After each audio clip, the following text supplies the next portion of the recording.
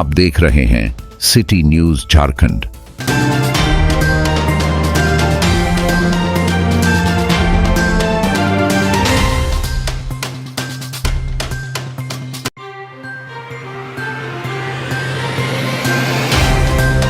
गढ़वा रंका विधानसभा क्षेत्र के बसपा प्रत्याशी अजय कुमार चौधरी उर्फ अजय मेटल से खास बातचीत।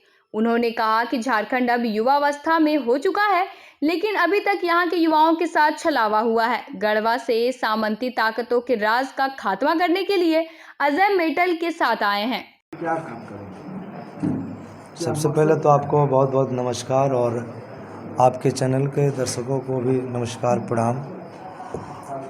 गढ़वा रंका विधानसभा के तमाम गरीब गुरबा मजदूर किसान शोषित पीड़ित मतदाताओं के लिए 2024 एक ऐतिहासिक चुनाव हो गया है, जो लंबे समय से सामाजिक गैरबराबरी, राजनीतिक गैरबराबरी के साथ साथ शोषण, उत्पीड़न, भ्रष्टाचार के भेंट तमाम समय में चेहरे बदले हैं, लेकिन गरीबों पे ही प्रहार हुआ है, शोषण होने का काम किया है।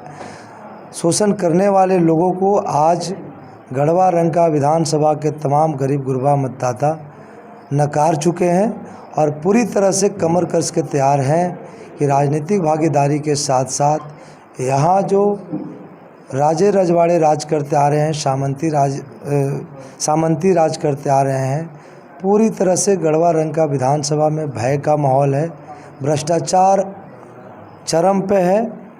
ये तमाम सवालों का समाधान गरीब का बेटा अजय मेटल करेगा, बहुजन समाज पार्टी के प्रत्याशी करेगा।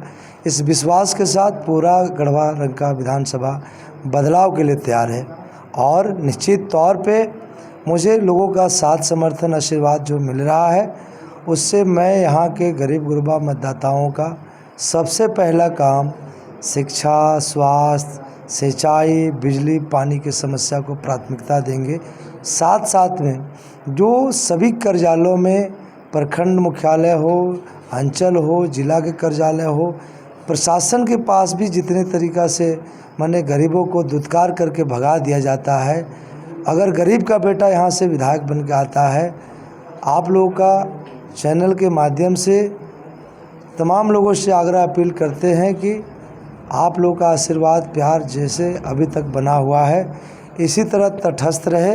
निश्चित तौर पे आपका काम को प्राथमिकता अजय मेटल देने का काम करेगा। युवाओं महिलाओं के लिए क्या करेंगे? देखिए, युवाओं का ही अभी सबसे बड़ा सवाल है।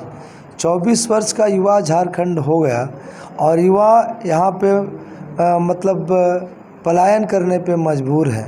यहाँ के रोज़गारों में इनका स्थान नहीं मिल पाया, क्योंकि यहाँ के जो झारखंड के सरकार में रहने वाले, चाहे भाजपा हो, जेएमएम हो, कांग्रेस हो, आरजेडी हो, तमाम लोग बारी बारी से या संयुक्त रूप से सरकार बनाए हैं और जो मुद्दा सरकार के गठन के साथ था वो आज भी खड़ा है, नियोजन नीति का, स्थानीय नीति का।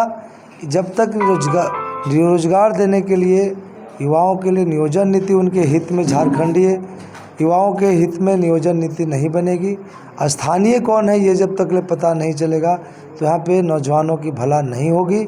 निश्चित तौर पे मैं एक नौजवान होने के नाते यहाँ के नौजवानों के पीड़ा को बेहतर समझता हूँ, गरीबी के पीड़ा को बेहतर समझता हूँ, इसलिए निश्चित तौर पे गढ़वा के साथ साथ पूरे झारखंड के नौजवानों के लिए गढ़वा की तरफ से नौजवानी के लिए आवाज़ बनने का काम करूँगा।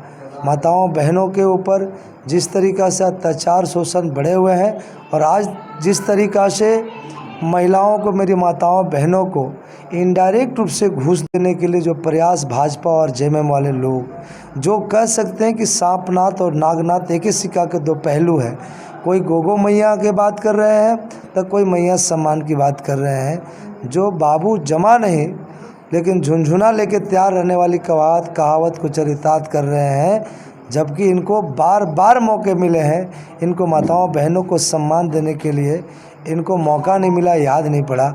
और ख़ास करके आज के यहाँ भैया जी जो भय तंत्र को लोकतंत्र को भयतंत्र में तब्दील कर चुके हैं, कोई बोलने के लिए तैयार नहीं है। न यहाँ गरीब मजदूर सुरक्षित है, न यहाँ व्यवसायी सुरक्षित है, न यहाँ लोकतंत्र के चौथे स्तंभ पत्रकार महोदय लोग भी सुरक्षित नहीं हैं। ये किनका देन है? तो ये भैया जी का देन है।